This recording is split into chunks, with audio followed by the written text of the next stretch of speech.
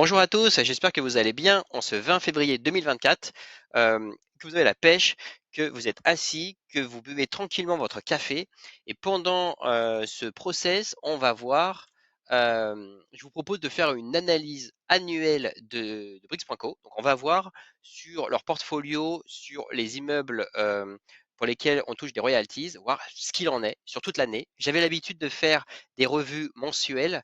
Donc on suivait au mois par mois, mais cette fois-ci, c'est de prendre du recul, de voir sur l'ensemble de l'année, voir voilà ce qu'il en est. Un peu, on va prendre cette température. Et puis on va voir par rapport à 2022 ce qu'il en est. Et puis le dernier point que je voudrais aborder, c'est vous savez que beaucoup de gens vendent, enfin, essayent de vendre des briques, et des fois il y a des très fortes décotes. Et donc la question qu'on va se poser, c'est est-ce une opportunité? Donc avant de commencer, je vous rappelle, je ne suis pas conseiller financier, hein, je fais tout ça moi-même. Je récolte moi-même les données sur Brix.co, donc j'invente rien. Je processe, voilà, j'essaie de voir sur différents angles. J'espère que ça vous intéresse. En fait, j'espère que, enfin, mon but, c'est, j'allais dire, la communication officielle de Brix.co. Donc on a un certain angle. Et puis l'idée, c'est de voir voilà, ces mêmes données, voir un autre angle, ce qu'il en est. Alors nous voilà sur Power BI. Donc j'ai pas mal rebossé, enfin quelques KPI. Et puis après pour voir aussi qu'est-ce qui était intéressant de voir. Alors en manipulant les données, j'ai trouvé plusieurs visuels intéressants. Et voilà, donc c'est le sujet de cette vidéo. Donc je vais vous partager tout ça. Euh, donc ici, qu'est-ce que nous avons? En fait, ici, donc, nous avons plusieurs graphes, tous, je pense, intéressants. On va commencer étape par étape. Donc à gauche, en fait, vous avez la somme des revenus par brique pour chaque immeuble. Donc dans cet exemple, par exemple, si on regarde les viviers, la somme de nos revenus, si on avait une brique de l'évivier, elle était supérieure, par exemple, à Baraban. Ok, donc en faisant ça, je me suis rendu compte qu'il y avait un biais. Le biais était que certaines briques valent 10 euros, certaines briques valent plus, 60 euros. Vous savez, au tout début, c'était pas 10 euros égale une brique. Donc pour ça, voilà, j'ai fait des tris, des catégories. Et donc, si on se concentre sur valeur initiale égale 10 euros, on a ça. Donc là, vous voyez, donc euh, vous avez la somme des revenus. Donc ça veut dire que par exemple Die Falls, donc qui est un commerce. Donc on va y aller par étapes, hein. Là je vous donne juste voilà, macro, et puis après on va fouiller petit à petit. Die Falls, on voit que c'est celui qui nous avait donné le plus de sous. Donc en fait, vous voyez là les quatre, ce sont les commerces. Vous voyez les commerces, pour ça, bon, si vous me suivez, vous savez que j'adore les commerces. Et donc vous voyez que bah, les commerces, c'est le top 4 en fait. C'est le top 4. Après, on a voilà, Gustave Stahl, Général Simoneau, Longbuisson, etc. Donc j'ai trouvé que ces données étaient assez intéressantes, puisque si on cherche à avoir des revenus réguliers, enfin, et ça, attention, parce que c'est vrai que la performance future ne dépend pas forcément de la performance passée, donc il faut faire attention. Mais en tout cas, si on se focus sur 2023, voilà, c'était à peu près sur ces immeubles où il fallait se positionner. Si on avait un portfolio plutôt vers le bas, on aurait quasiment rien eu. Et là, vous voyez, il y a quand même une grosse différence, hein, c'est du x3 hein, entre, je sais pas, Bienfaisance, Palavas et Diefos. Donc, ok, donc ça, à gauche, vous avez vraiment voilà, un KPI sur la somme des revenus réels euh, qu'on a touché en 2023 pour chaque brique. Ici, donc ici, vous avez les années, là, vous voyez 2021, 2022, 2023. Alors, on va jouer avec ça, vous allez voir, c'est assez sympa. Ici, vous avez un graphe sur, au final, si je clique sur 2023, vous avez pour chaque immeuble la performance globale. C'est-à-dire que vous savez, chaque mois, je fais un KPI sur, bah voilà, globalement, où est-ce que c'est plutôt le portfolio global de Brics, c'est plutôt en performance? Est-ce qu'ils respectent leurs engagements? Est-ce que c'est plutôt plus bas? Là, vous avez vraiment un visuel sur toute l'année. Alors, je trouvais ça assez sympa. Et vous allez savoir pourquoi. Tout simplement parce que si on clique sur 2022, donc la même chose. Donc ici, vous avez, vous voyez, donc là, le top.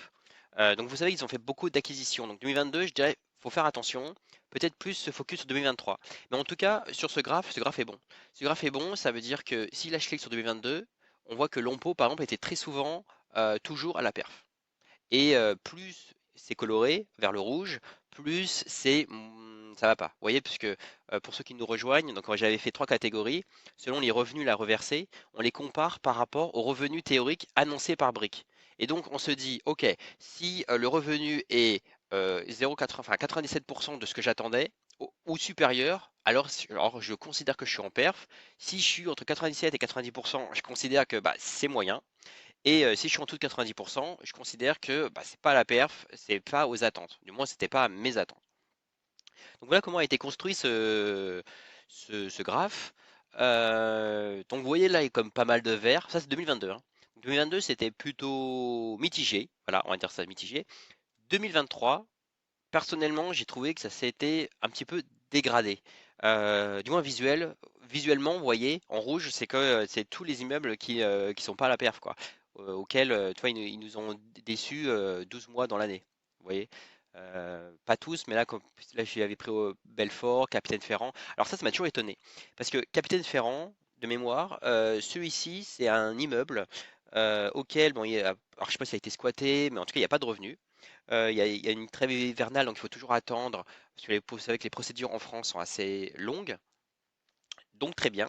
Par contre, sur le site, il est toujours annoncé à 6%. Et ça, je sais pas. Ouais. Disons, au tout début, je comprends le business plan. Après, par contre, je pense que ça serait intéressant sur leur site d'annoncer la performance passée de l'année dernière, par exemple. Parce que pour un nouvel investisseur, il voit 6%, s'il cherche pas vraiment au bon endroit, bah voilà, il va être complètement déçu parce que celui-ci, en 2023, il nous a pas du tout versé de sous, quoi. Euh, donc, si vous étiez un nouvel entrant et que vous avez investi là sur Chaptal, Liefos, etc., bah, vous serez très content de Brix, puisqu'au final, vous voyez, vous serez vraiment dans le vert quasiment toute l'année. Par contre, à partir là de cet immeuble de, de Jean Jaurès Lhomme, on voit que globalement, c'est une fois sur deux, quoi. Donc, euh, donc voilà. Là, en plus, j'ai mis que France. On va voir vraiment par étapes, hein.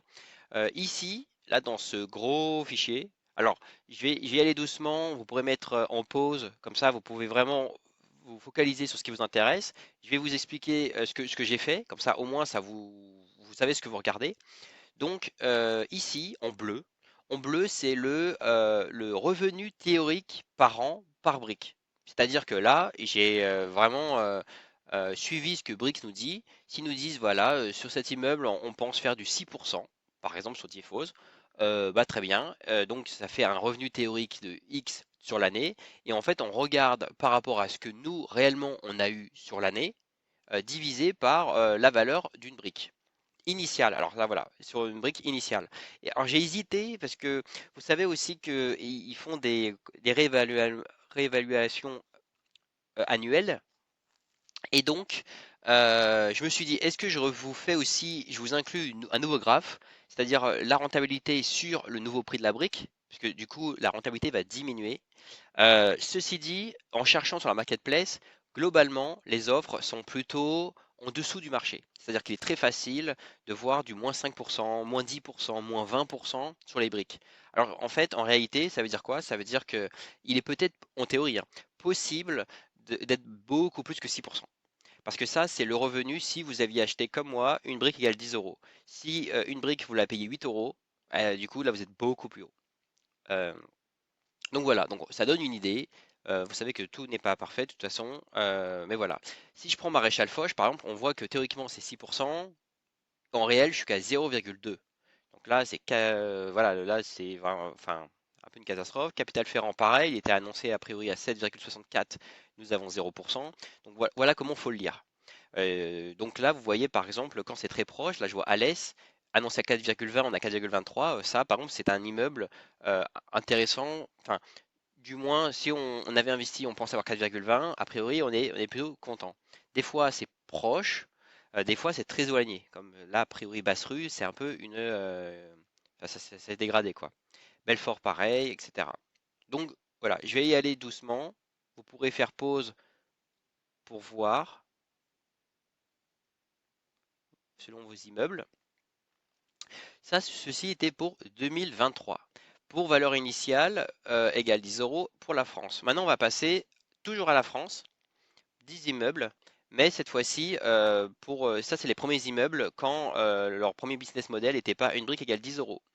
Donc ici, vous avez la somme par brique des revenus que nous avions eus. Pourquoi? Pour 2023. Donc très bien. Donc ça, c'est les sommes en euros. Ici, vous avez la performance, comme d'habitude. Donc là, on voit que par exemple, Geoffre Rudel en 2023 était très décevant. Docteur Lachapelle, pareil.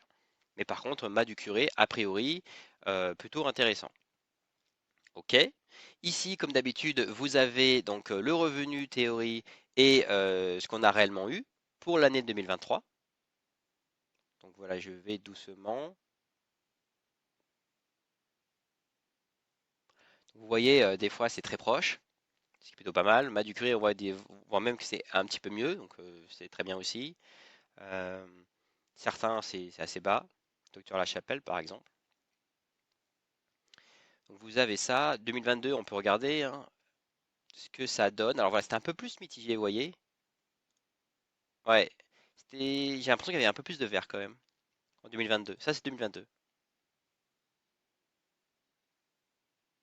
2022, vous voyez, en fait, il n'y a pas de grosse, j'allais dire, déception. C'est-à-dire que vous pouvez ici avoir 3% au lieu de 5, mais globalement, c'est plutôt pas mal.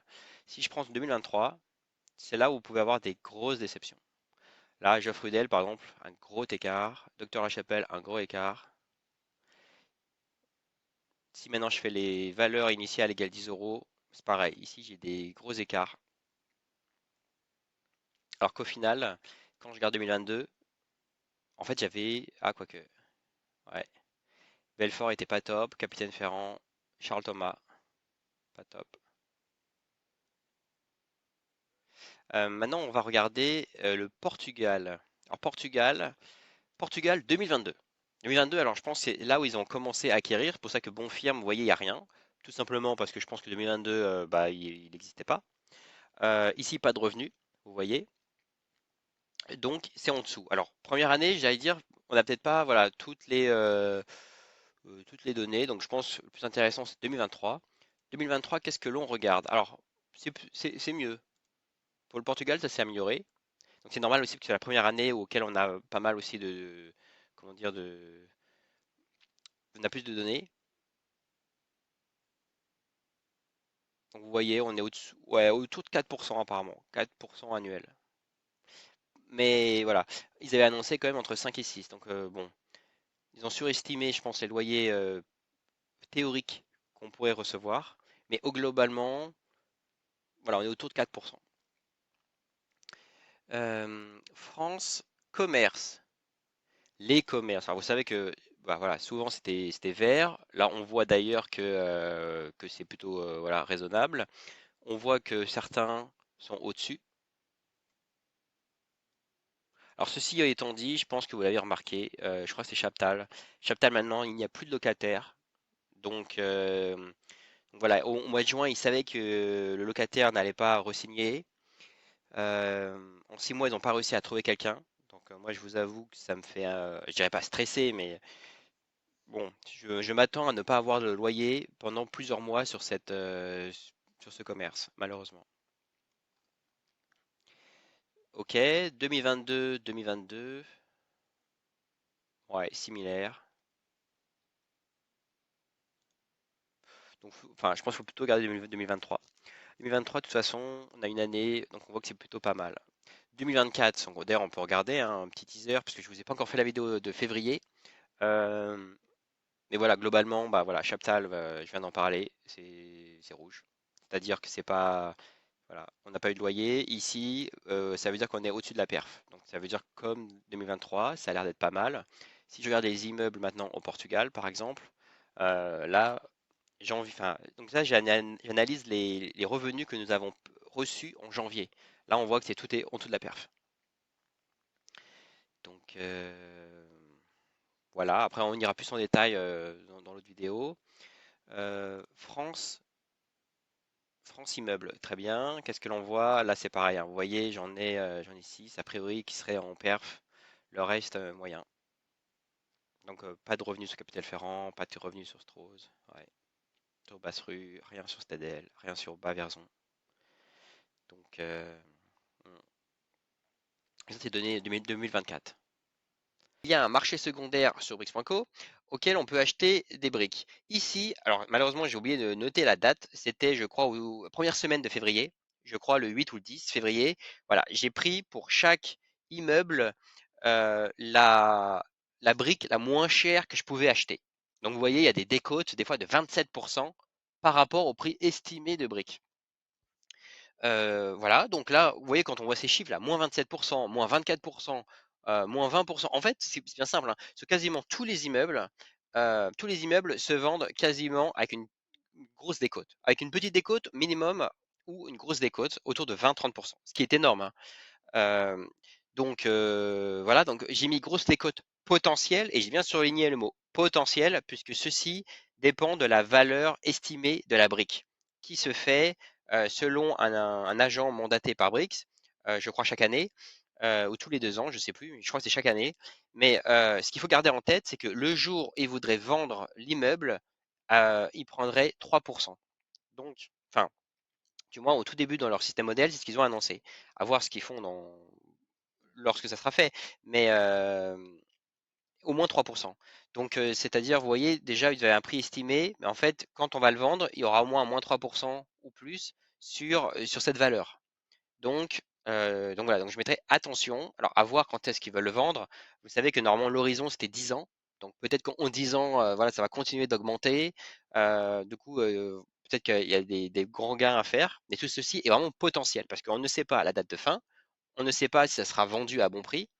Potentiellement, ces immeubles ont été achetés peut-être, certains peut-être trop cher, entre guillemets, par rapport, euh, par rapport au marché de maintenant, puisque maintenant vous savez qu'avec la hausse des taux, bah, les prix baissent. Donc si on veut vendre là maintenant, ce n'est peut-être pas euh, la meilleure chance de vendre à un prix très élevé.